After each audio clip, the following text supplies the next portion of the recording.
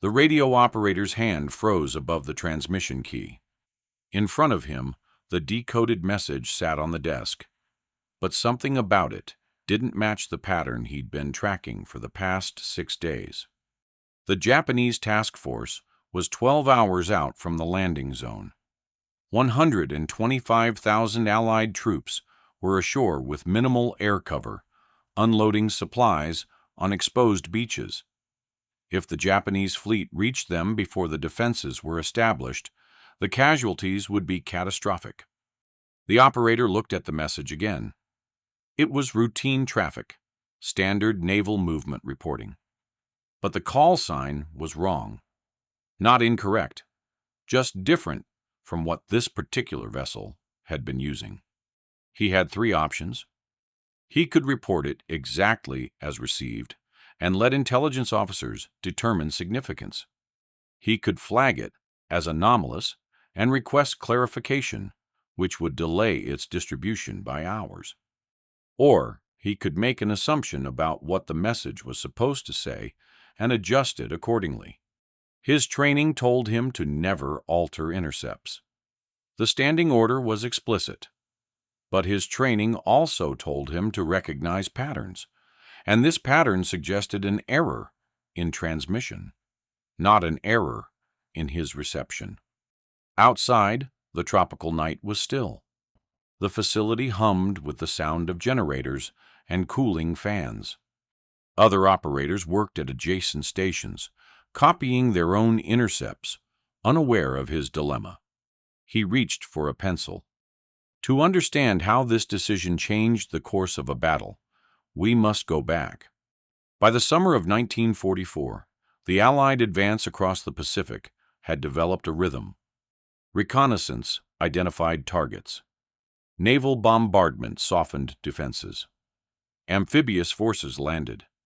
Engineers established airfields. The cycle repeated. Each operation built on the previous one, moving the front line closer to Japan. The rhythm was methodical, grinding, and effective. It consumed resources on a scale never before attempted. Thousands of ships moved supplies across ocean distances, measured in thousands of miles. Air wings rotated through combat zones, replacing losses, incorporating new aircraft types, adapting tactics to lessons learned. Ground forces trained for amphibious assault, developed techniques that turned beach landings from desperate gambles into calculated operations. The entire system functioned because of logistics, intelligence, and timing. When any one of these elements failed, operations stalled or collapsed. When all 3 aligned, progress was inexorable. The Japanese understood this rhythm and adapted their defensive strategy accordingly. Rather than contest every landing with immediate counterattack, they concentrated forces at key locations and waited for opportunities where Allied troops were most vulnerable. This was not surrender. It was recognition that the Empire's industrial base could not sustain the kind of attrition the Americans were willing to accept. Every ship lost could be replaced. Every aircraft shot down was rebuilt. Every casualty was filled by new recruits entering the pipeline. Japan had no equivalent capacity. Their strategy became one of delay, of making each Allied advance costly enough that the political will to continue might erode. They needed time. Time to fortify the inner defensive ring. Time to develop new weapons. Time for the Americans to tire of the war. The tactic was to create sudden catastrophic losses at moments when the Americans believed themselves safe. The most vulnerable moment in any amphibious operation occurred during the first 72 hours. Troops were ashore, but not yet dug in. Supplies were still being unloaded on beaches rather than distributed inland. Air support operated from distant carriers or newly captured airfields that were not yet fully functional. Transports and supply vessels crowded the landing zones, presenting dense targets. If a strong enough naval force could reach the landing zone during this window, it could destroy supply ships, disrupt logistics, and isolate the landing force. Cut off from resupply, even a successful landing could be reversed. The Japanese had attempted this at Guadalcanal with mixed results. They had refined the approach at subsequent engagements.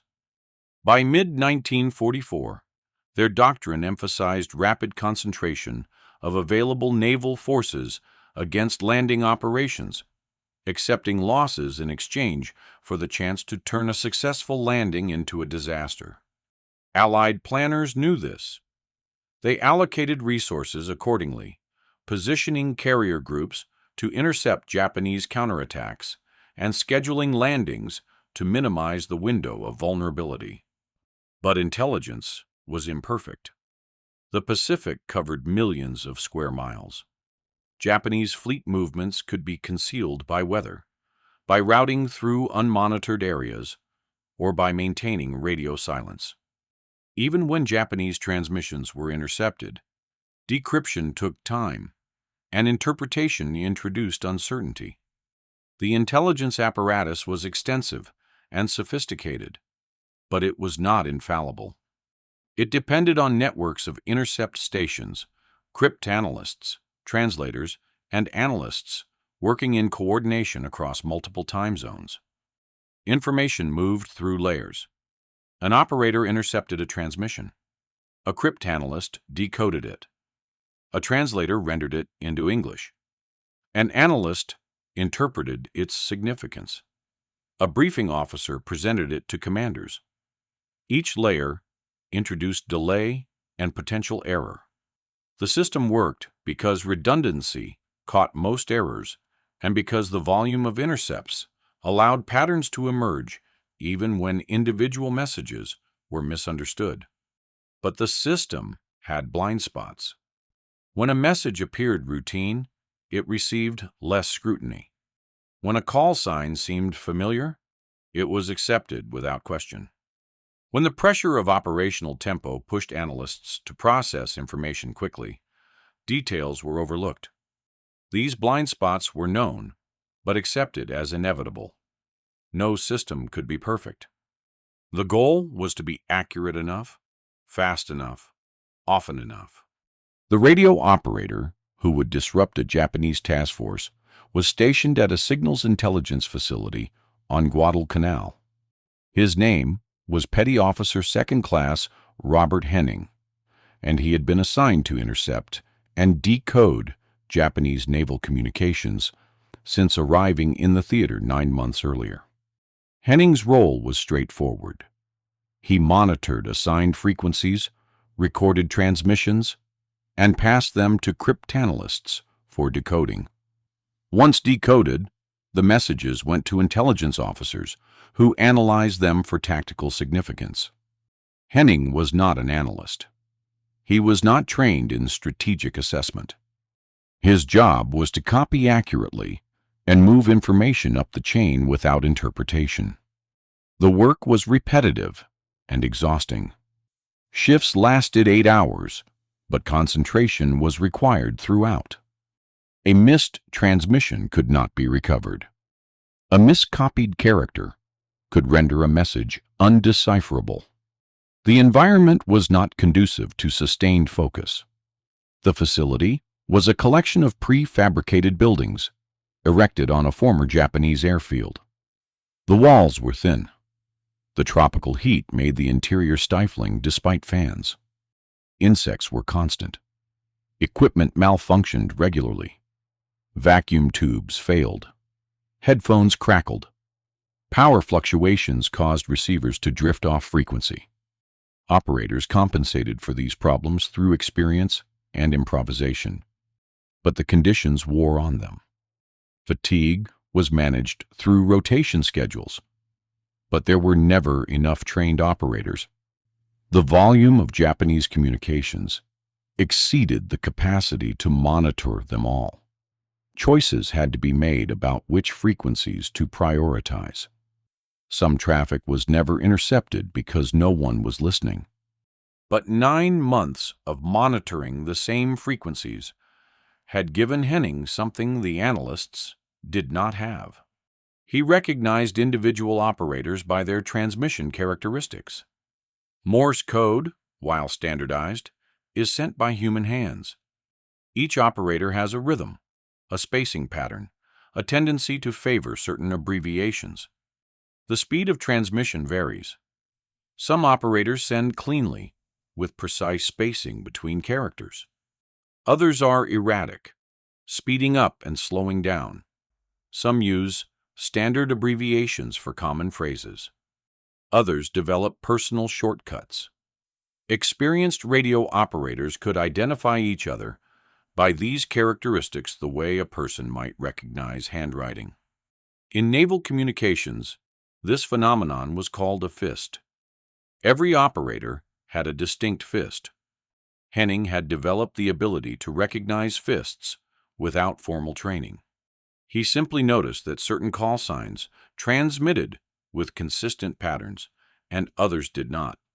He began keeping informal notes, tracking which ships used which call signs and which operators sent from those ships. The notes started as a memory aid.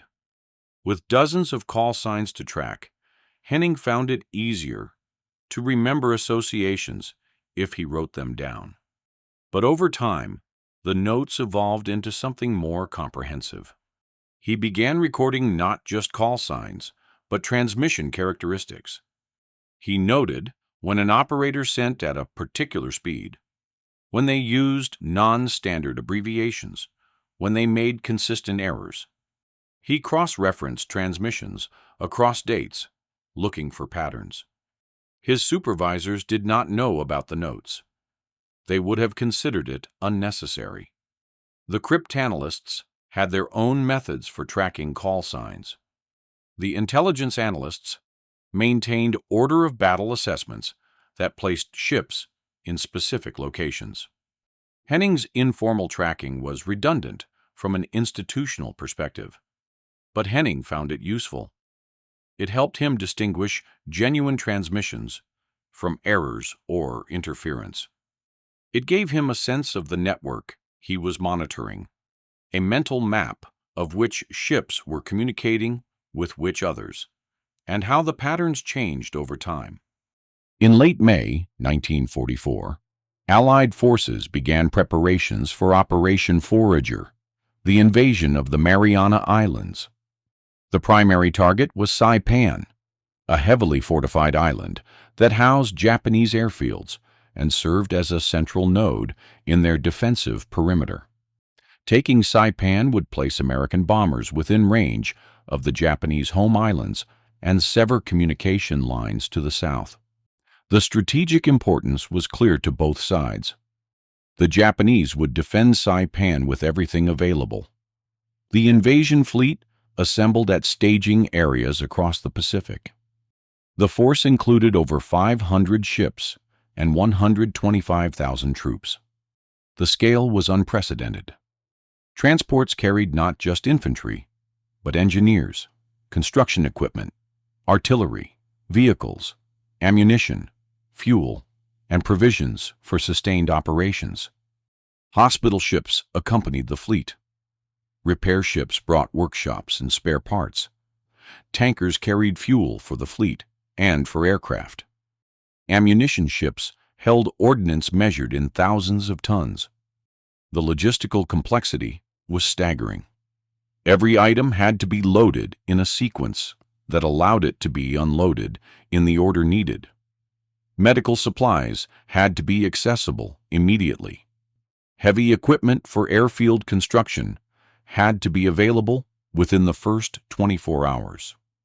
Artillery pieces and ammunition had to reach the beach in time to support the advance inland. Fuel had to be distributed continuously to prevent shortages. The planning consumed months and involved thousands of staff officers coordinating shipping, loading, routing, and timing. The landing was scheduled for June 15th. Naval bombardment would begin 3 days prior. Carrier aircraft would suppress airfields and coastal defenses. Once the beaches were secured, engineers would begin constructing facilities to support long-range bomber operations. The plan was comprehensive, but it depended on maintaining air and naval superiority during the vulnerable initial phase. Intelligence indicated that Japanese naval forces in the region included several carrier groups, multiple battleship divisions, and numerous cruiser and destroyer squadrons. The exact locations and readiness states of these forces were unclear. Japanese communications had increased in volume over the preceding weeks, suggesting movement and preparation, but specific intentions remained ambiguous. Allied commanders planned for the possibility of a major naval engagement and positioned carrier task forces accordingly, but the positioning was reactive. Until Japanese intentions became clear, the carriers had to cover multiple potential approach vectors. This divided their strength and created gaps. Henning's facility on Guadalcanal was one of several monitoring stations tasked with tracking Japanese fleet movements. Each station covered specific frequencies and geographic areas. The network extended from Hawaii to Australia, with facilities positioned to intercept transmissions from different parts of the Japanese defensive perimeter. The stations operated continuously, with operators working in shifts to ensure no transmissions were missed. Henning's shift began at midnight and ran until 8 in the morning. During this window, Japanese naval traffic was typically light. Most routine communications occurred during daylight hours when staffs were fully manned and operations were more active. Night transmissions were usually operational, indicating ship movements or changes in status. Henning had learned to distinguish routine traffic from significant traffic by volume and pattern. A sudden increase in transmissions suggested coordination. Ships preparing for a mission communicated more frequently as they synchronized movements and confirmed orders. A decrease suggested radio silence, which often preceded offensive operations. Absolute silence was rare because even ships maintaining operational silence had to send position reports, weather observations, and emergency traffic. But the volume dropped noticeably. Henning paid attention to these shifts. They indicated that something was happening, even if the content of the reduced traffic did not reveal what. On the night of June 13th, 2 days before the scheduled landing on Saipan, Henning intercepted a transmission from a call sign he had been tracking for 3 weeks. The call sign belonged to a vessel identified by intelligence as a heavy cruiser operating out of Truk. The cruiser had been transmitting regular position reports, moving south through the Caroline Islands toward the Solomon Sea. The pattern suggested it was part of a screening force, possibly protecting a larger formation that was maintaining radio silence. Screening forces transmitted more freely because their positions were less critical to operational security. Their job was to detect threats and provide early warning. Remaining hidden was less important than remaining alert. The transmission Henning intercepted was a standard position report, encoded using a naval cipher that had been partially broken. The cipher was not secure against determined cryptanalysis. The Japanese knew this but continued using it for routine traffic because developing new codes required time, and distributing them to fleet units was difficult. Secure codes existed for high-priority communications, but position reports from screening units did not warrant the additional complexity. The message was passed to cryptanalysts, decoded, and returned to Henning's station for logging. The decoded message gave a position, course, and speed, but the call sign at the end of the message did not match the call sign at the beginning. This was unusual. Normally, the opening and closing call signs were identical, a redundancy designed to prevent confusion if part of the message was corrupted. The opening call sign identified who was sending. The closing call sign confirmed the sender. If they did not match, it suggested either a transmission error or an operator mistake. Henning checked his notes. The opening call sign matched the cruiser he had been tracking. The closing call sign matched a different vessel, a destroyer that had been transmitting from a position several hundred miles to the west. He considered possibilities. The transmission could have been corrupted. Atmospheric conditions sometimes caused interference that garbled portions of messages. Ionospheric propagation, which allowed long-range radio communication, was variable. Signals bounced off the ionosphere at unpredictable angles. Fading, distortion, and interference were common. The call sign at the close could have been misread during initial intercept. Henning reviewed his original copy of the transmission. The characters were clear. He had not misread them, or the operator aboard the cruiser could have made an error, using the wrong call sign when closing the message. This was plausible. Operators worked long hours under difficult conditions. Mistakes happened. All three explanations were plausible. But Henning noticed something else. The transmission rhythm matched the destroyer's operator, not the cruiser's. The spacing, the abbreviations, the timing between characters all fit the pattern he associated with the destroyer. Henning checked his notes to confirm. Over the past 3 weeks, he had intercepted dozens of transmissions from both vessels. The cruiser's operator sent at approximately 20 words per minute, used standard naval abbreviations, and had a clean, precise fist. The destroyer's operator sent at approximately 25 words per minute, used non-standard abbreviations, and had a slightly erratic rhythm with occasional hesitations.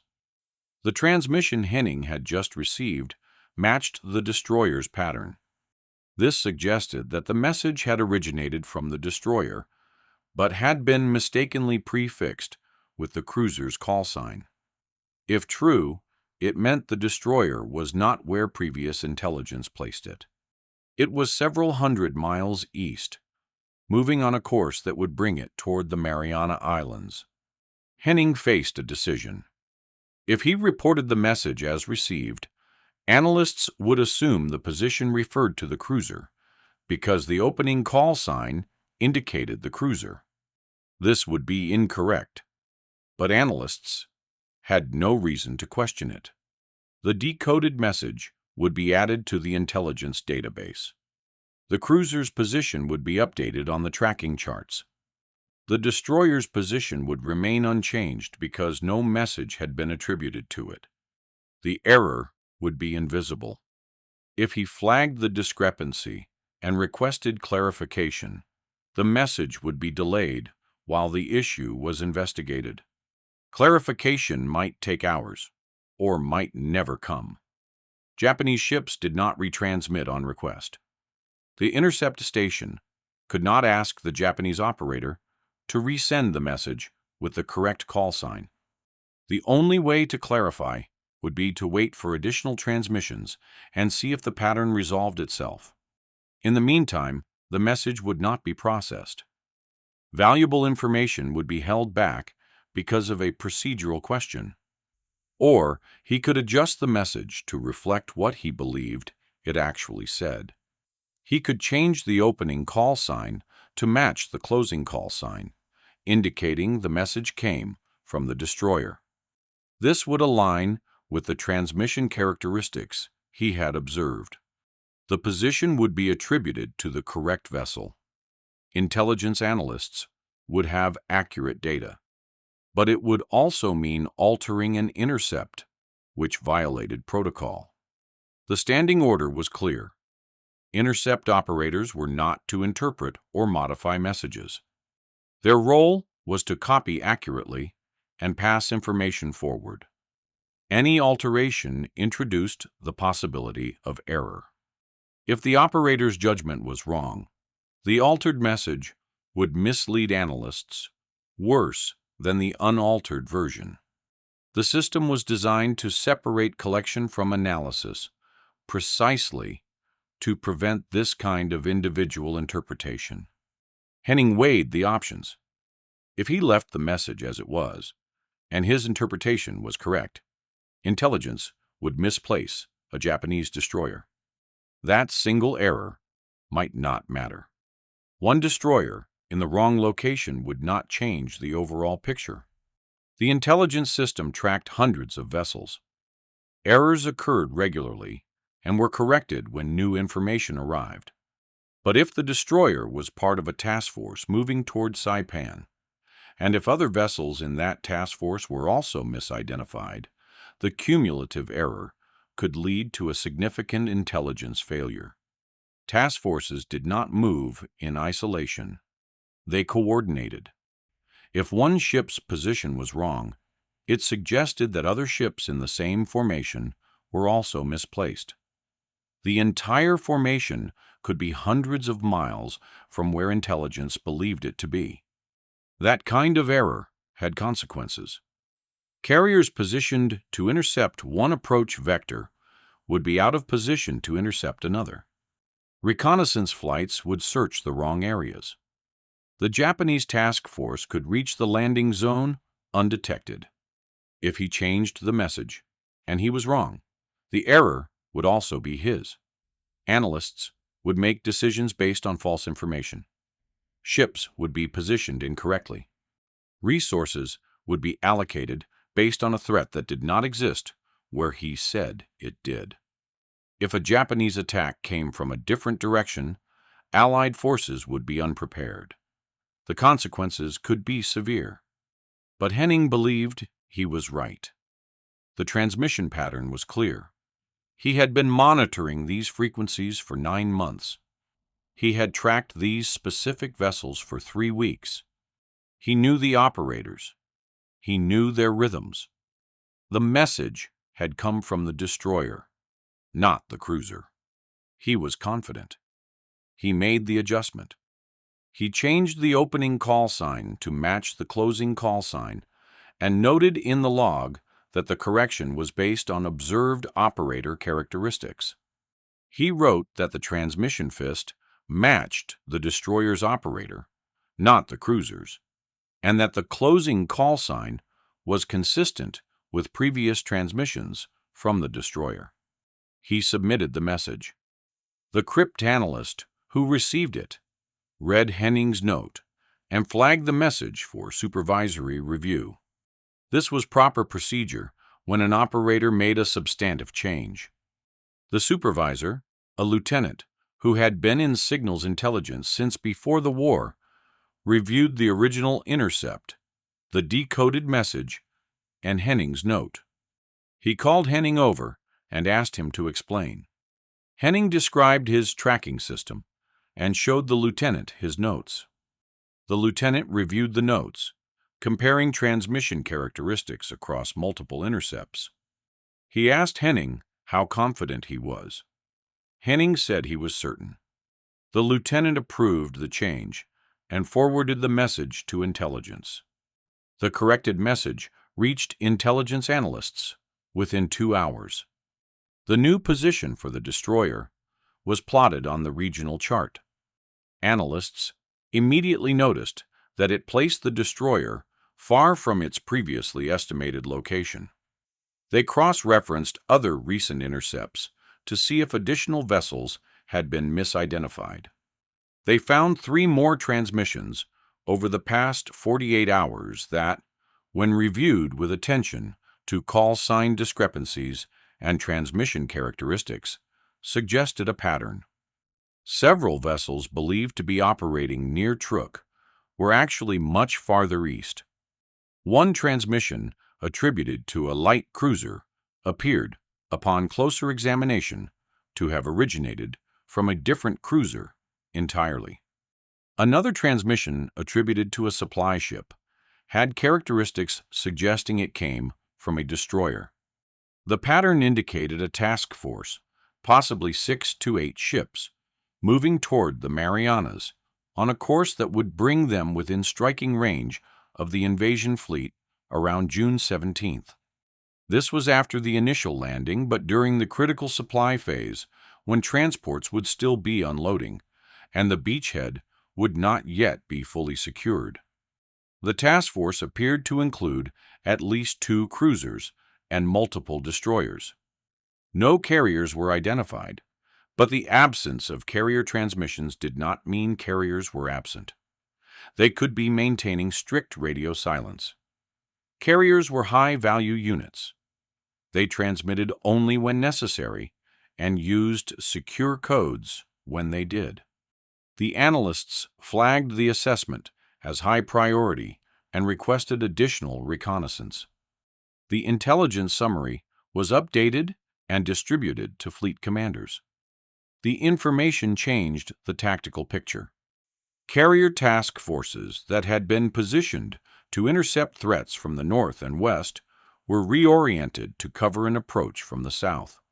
Additional reconnaissance flights were tasked with locating the suspected Japanese formation. Naval patrol aircraft began flying extended searches along the projected route. The searches were methodical. Aircraft flew outbound on one bearing, turned, and flew return legs on parallel bearings, creating a search pattern that covered wide areas. The process was fuel-intensive and slow, but it was effective. If a formation was in the search area, it would be found. Within 18 hours, reconnaissance spotted the Japanese task force. The force consisted of 2 heavy cruisers, 1 light cruiser, and 7 destroyers. No carriers were present, but the surface combatants represented a significant threat to transports and supply vessels. The task force was steaming northeast at 20 knots, on course to reach the Saipan area by the evening of June 17th. The formation was tight, suggesting coordination for a specific mission. The ships were not dispersed for anti-submarine screening. They were concentrated for surface action. This indicated intent to engage targets, not simply to transit through the area. Allied commanders had time to respond. A carrier task force under Rear Admiral Mark Mitscher was positioned within striking range. Mitscher's force included 4 fleet carriers and several escort carriers, supported by battleships, cruisers, and destroyers. The carrier air wings included over 300 aircraft. Mitscher was one of the most experienced carrier commanders in the Pacific Fleet. He had commanded carriers since early in the war and had developed tactics for coordinated strikes against naval targets. He received the reconnaissance report and immediately began planning an attack. The strike would need to launch in the late afternoon to reach the Japanese formation before dark. Night attacks were possible, but more difficult. Daytime strikes allowed better coordination and more accurate targeting. Mitscher ordered his carriers to increase speed and maneuver into position. On the afternoon of June 16th, carrier aircraft launched a strike against the approaching Japanese formation. The attack achieved surprise.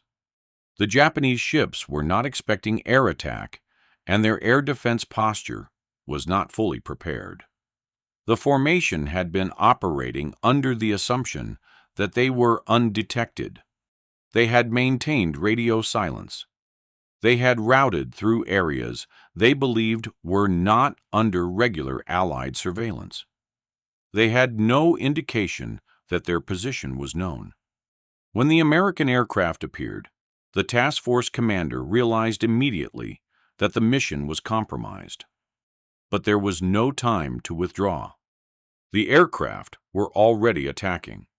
The strike consisted of over 80 aircraft, including dive bombers, torpedo bombers, and fighters. The dive bombers attacked first, targeting the destroyers on the formation's perimeter. 2 destroyers were hit within the first minutes.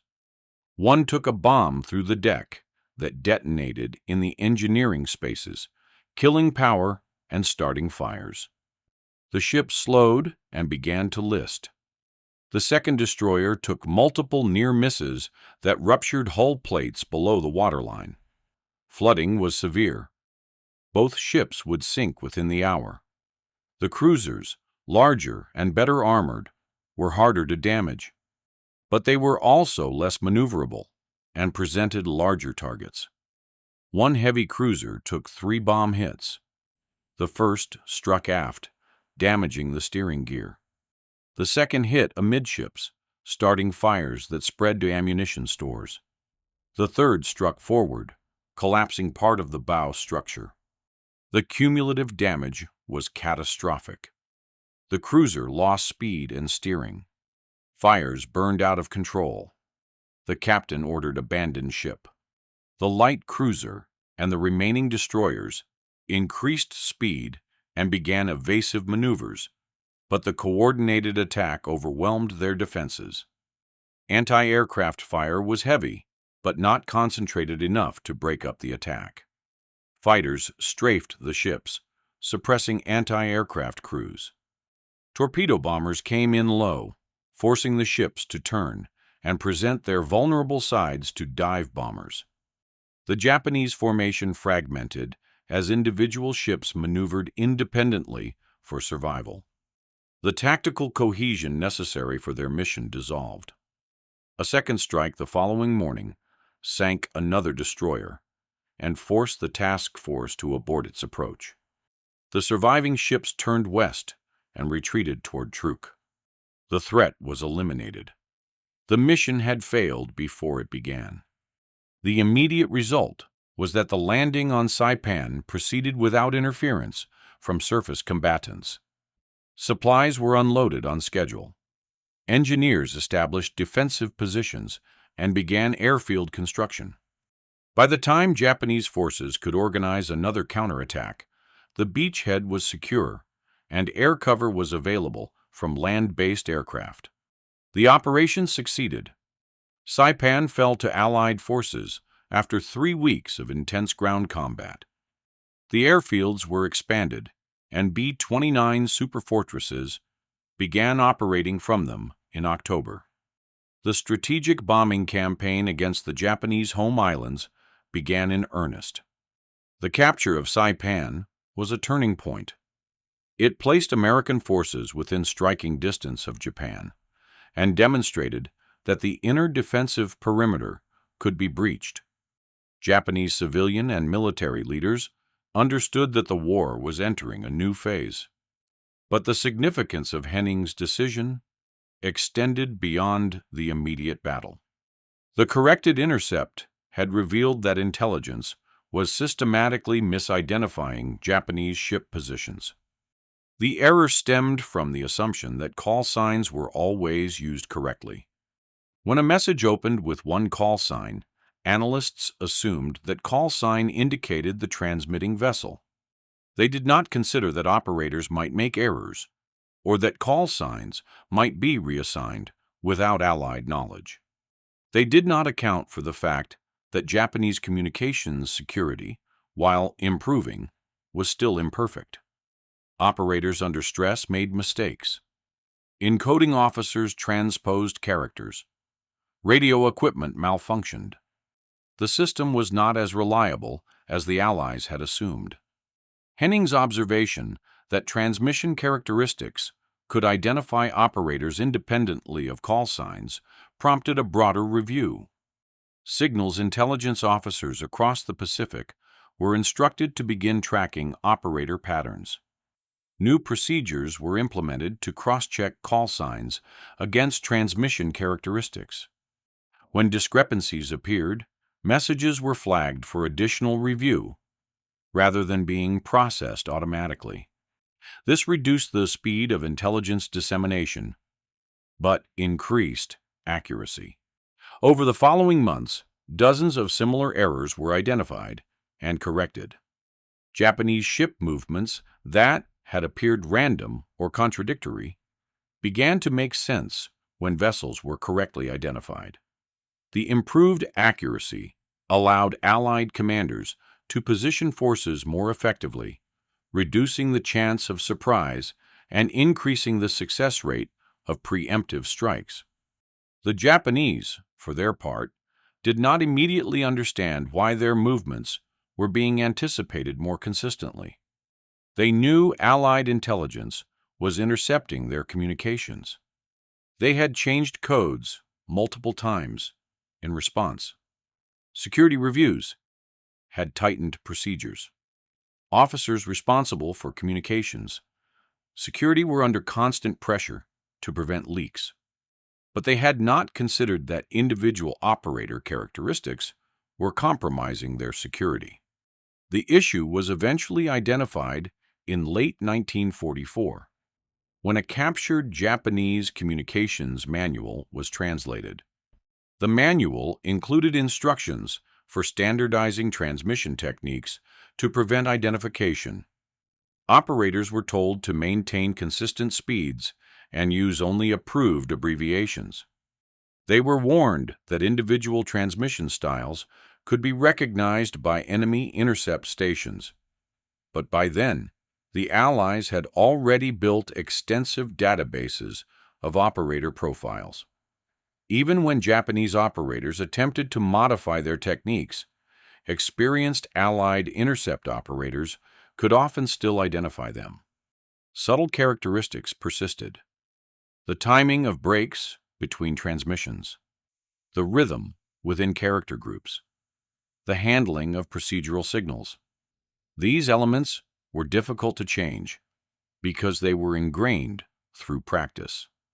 An operator who had sent Morse code at a particular rhythm for years could not easily adopt a different rhythm without extensive retraining.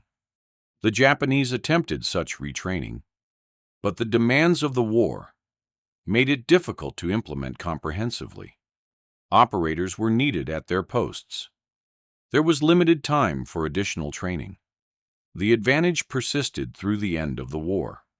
It was not decisive on its own, but it contributed to a broader intelligence superiority that shaped outcomes across multiple engagements. Small advantages accumulate. A single corrected message does not win a war, but it prevents a disaster that could lose one. Henning's adjustment to the June 13th intercept was one of many such moments, but it was among the most consequential. Henning did not know the impact of his decision for several weeks. He continued his normal shift routine, intercepting and logging transmissions. His supervisors did not inform him that his corrected message had led to the detection of a Japanese task force. That information was compartmentalized. Only intelligence analysts and fleet commanders were briefed on the source of the revised position data. Compartmentalization was standard security practice.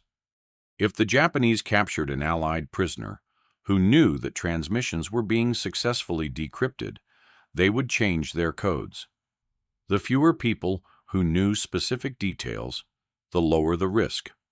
Henning understood this. He did not expect feedback on his work. He did his job and trusted that others were using the information appropriately. He first learned of the connection in August, when his commanding officer called him in for a debriefing. The officer asked Henning to explain how he had identified the call sign error. Henning described his notes and his observation of operator characteristics. The officer asked why Henning had not reported his methodology earlier. Henning said he had not thought it was significant. He assumed intelligence officers were already tracking such details. Many operators kept informal notes. It was a common practice for managing the volume of information. Henning had not realized his notes were more comprehensive than most. The officer informed him that they were not, and that his notes had prompted a service-wide change in procedure. Henning was commended for his initiative and attention to detail. A commendation letter was placed in his service record, but he was not promoted.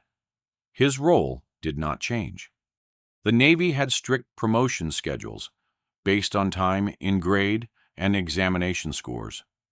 A commendation helped, but it was not sufficient on its own. Henning continued monitoring transmissions until his rotation ended in December 1944. After the war, he returned to civilian life and worked as an electrician in Oregon. He married, raised 2 children, and lived quietly. He did not discuss his intelligence work. Most signals intelligence operations remained classified for decades. Veterans were instructed not to speak about their duties. The secrecy was maintained even after the war ended because the techniques and technologies involved were still relevant. The Cold War created new intelligence requirements, and many of the methods developed during World War II continued in use. Henning honored the classification. He did not tell his family what he had done during the war. They knew he had been stationed in the Pacific. They knew he had worked in communications. They did not know the specifics. When details were eventually declassified in the 1970s, Henning was contacted by a researcher compiling a history of the Pacific Signals intelligence effort. The researcher had found Henning's name in declassified documents related to the Saipan operation. He wrote to Henning asking if he would be willing to discuss his work. Henning agreed. He provided copies of his notes, which he had kept after the war, despite having no official reason to retain them. The notes filled 3 small notebooks, written in pencil, the pages yellowed and brittle. The researcher transcribed them and incorporated them into the history. Henning also agreed to an interview. He described his methods and explained his thinking on the night he corrected the intercept. The researcher asked if he had understood the risk he was taking when he altered the message. Henning said he had understood that it was against protocol, but that protocol seemed less important than accuracy.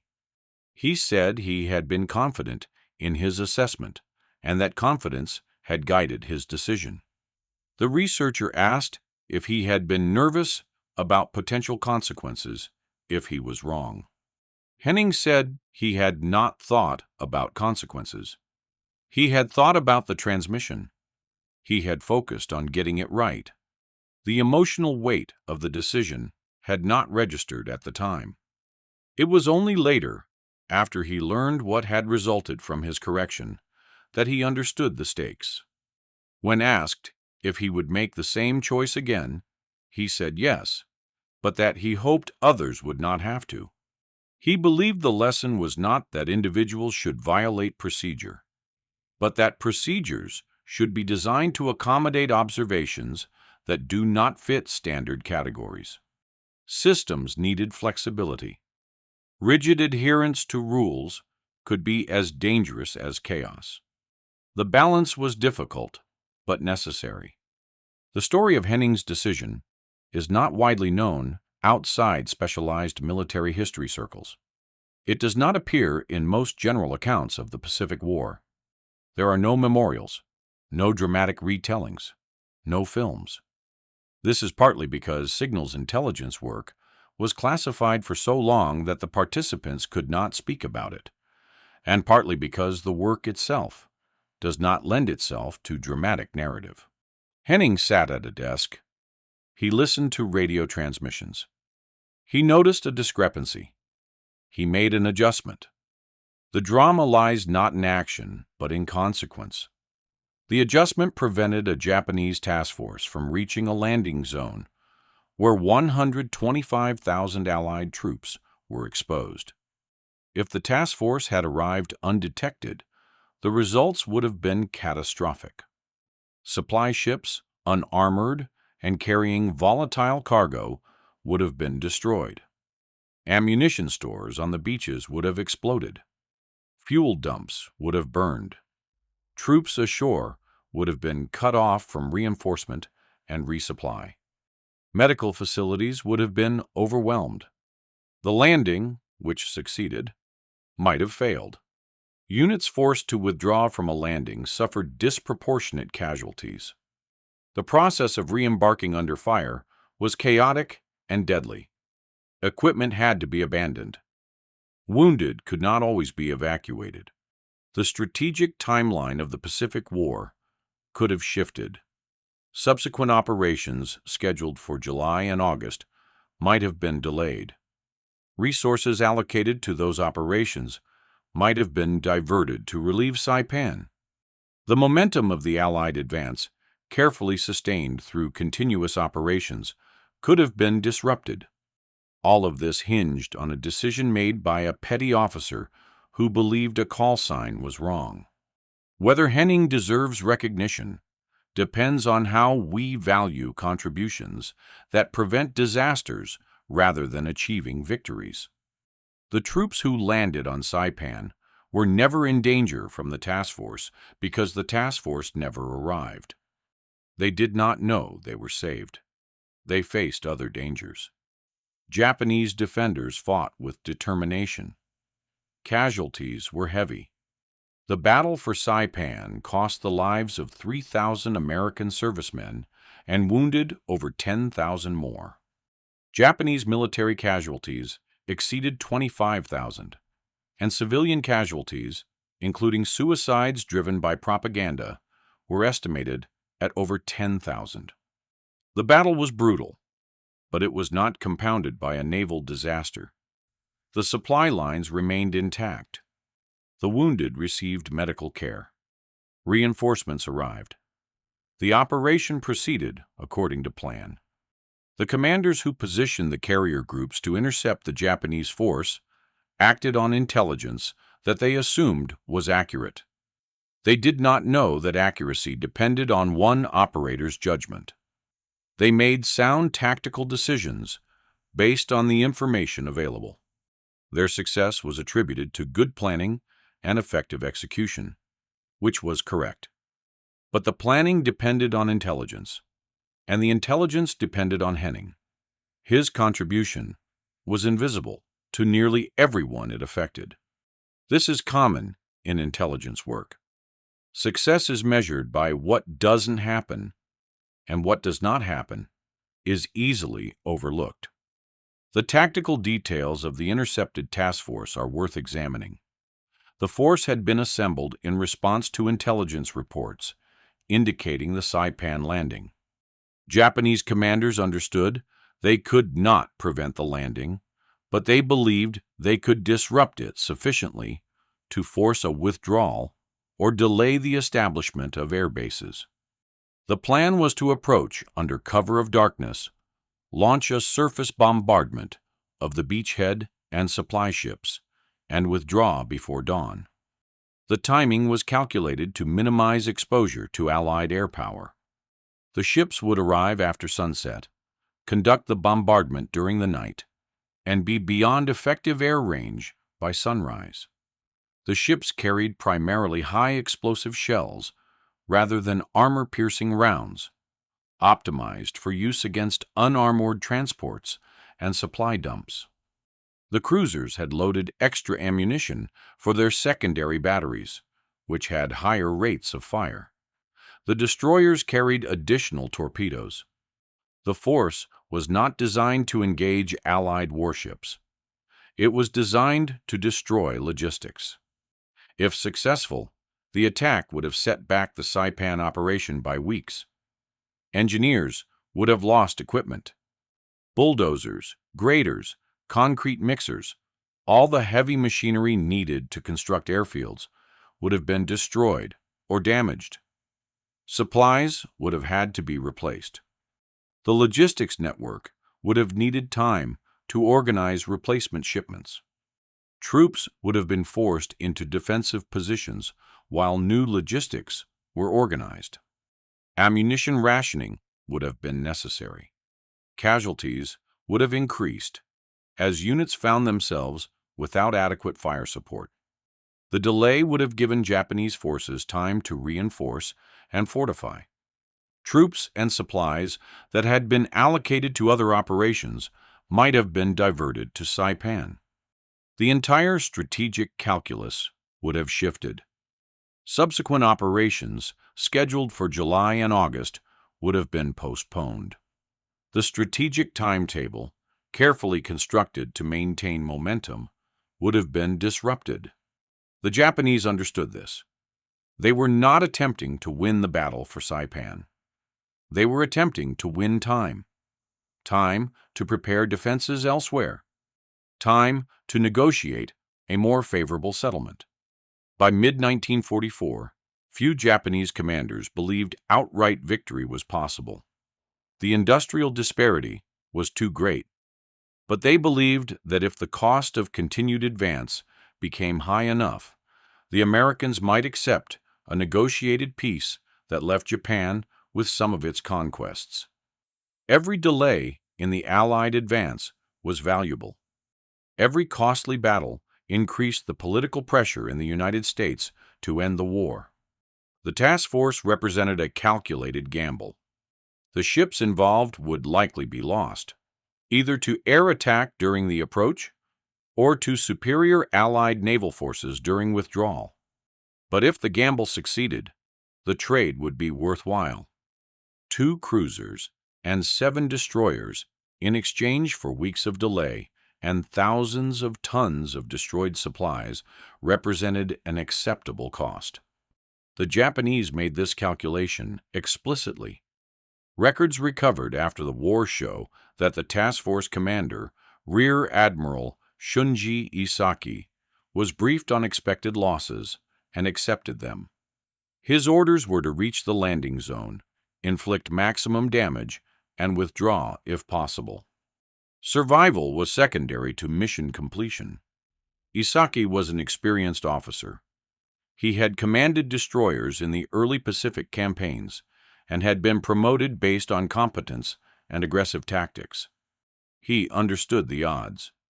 He volunteered for the mission. His staff officers were selected for their experience and their willingness to accept the likely outcome.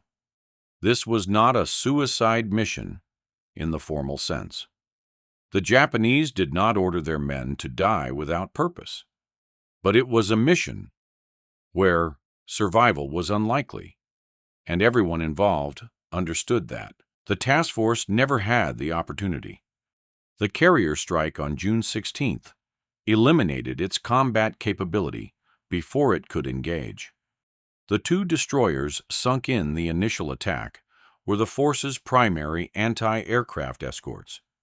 Their loss left the remaining ships vulnerable to follow-up strikes.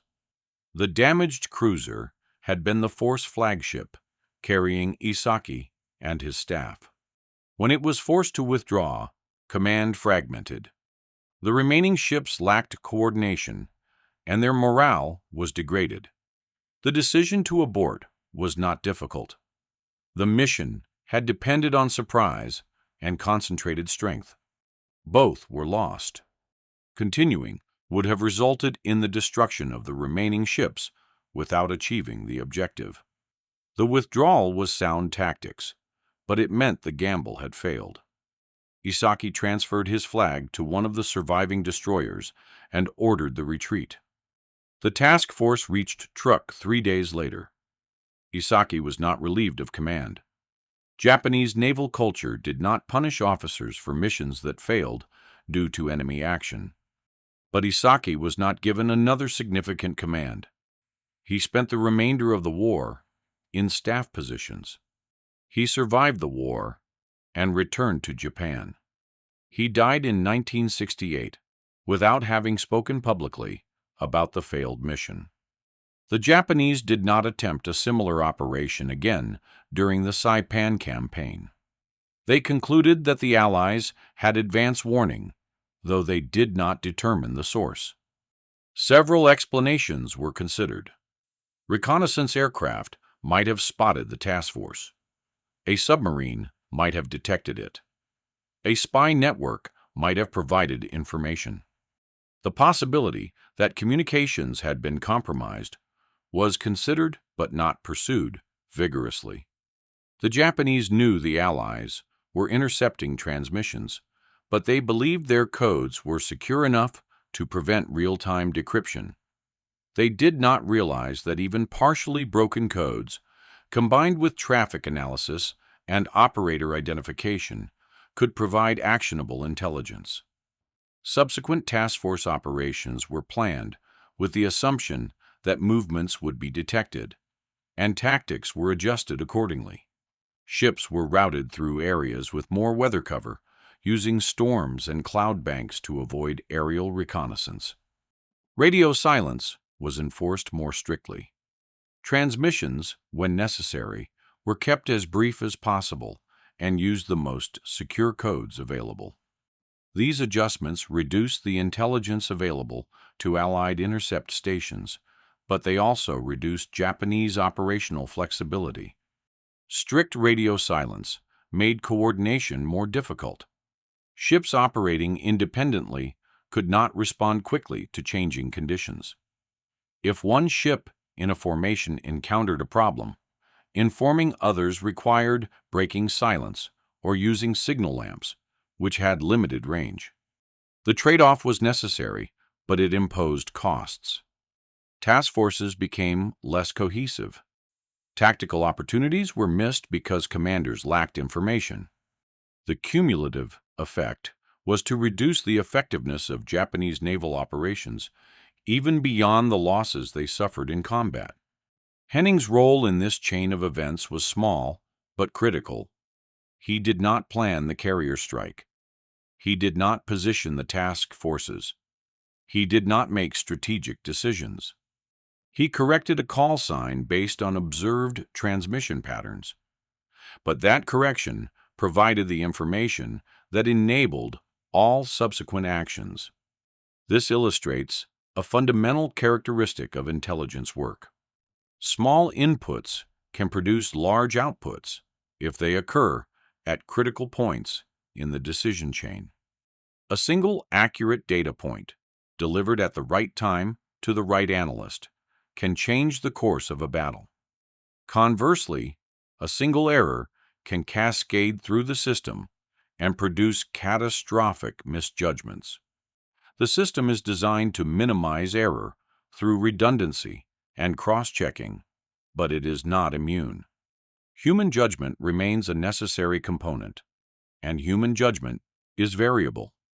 Henning's judgment happened to be sound. Another operator in the same position might have made a different choice. The message might have been reported as received, and the error might never have been detected. The task force might have reached Saipan. The outcome of the landing might have been different.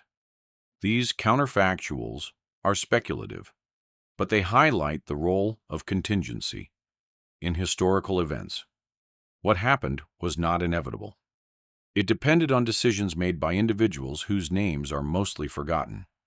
History tends to focus on commanders and strategists, on the people who made decisions that were recognized as significant at the time. But history is also shaped by people who made small decisions that were not recognized until much later, if at all. Henning's decision was of this type. At the time, it was simply part of his job. He corrected what he believed to be an error and moved on to the next transmission. The significance became apparent only later, when the consequences unfolded.